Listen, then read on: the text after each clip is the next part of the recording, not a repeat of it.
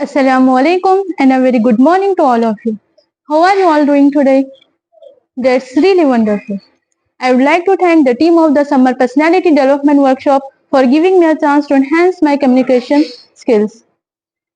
My beloved brother and sisters, my today talk is the glorious Quran and modern science. In fact, it is the burning topic of the time we should be discussed seriously and formally. My dear audience, nowadays, the most common question arises in our mind, what is the relation between modern science and Quran? What is the Islamic approach to the science? So first of all, I would like to tell the glorious Quran is last and final revelation of Allah, which was revealed to last and final messenger Prophet Muhammad sallallahu alaihi wasallam. The Holy Quran claims that the word of Almighty Allah. All the words of Holy Quran are the words of Allah. No change have been made it, nor anything missing from it. My dear dignitaries, previous hundreds years ago, it was the age of the miracle, but the glorious Quran is the miracle of miracle. More than 1000 years back, it was the age of literature and poetry. Muslims and non-Muslims believed on glorious Quran was the best Arabic literature on the face of the earth. But today, neither the age of the miracle nor the age of the poetry, but this age of science and technology. That's why I would like to tell you that what is the connection between Quran and modern science. My dear fellow, according to Albert Einstein, who was the physicist and Nobel Prize, he said, science without religion is lame and religion without science is blind. But I remind you that Quran is not a book of science, it is the book of Allah. As well as I would like to tell you that all the invention, creation and discoveries are mentioned in glorious Quran 1400 years ago.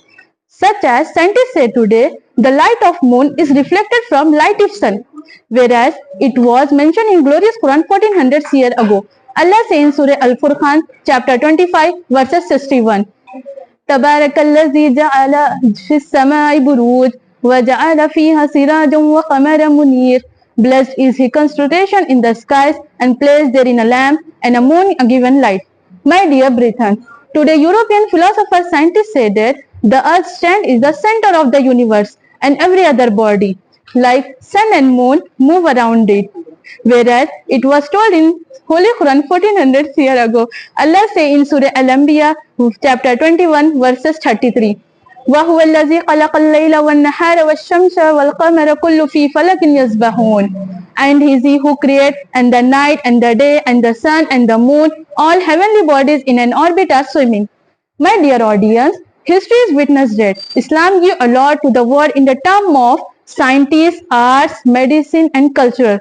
Muslim doctors and scientists throw deeply over the Quranic verses and they have discovered various new things in the light of Quranic verses. It's reported that our Prophet Muhammad said, there is no disease for which has not sent a cure.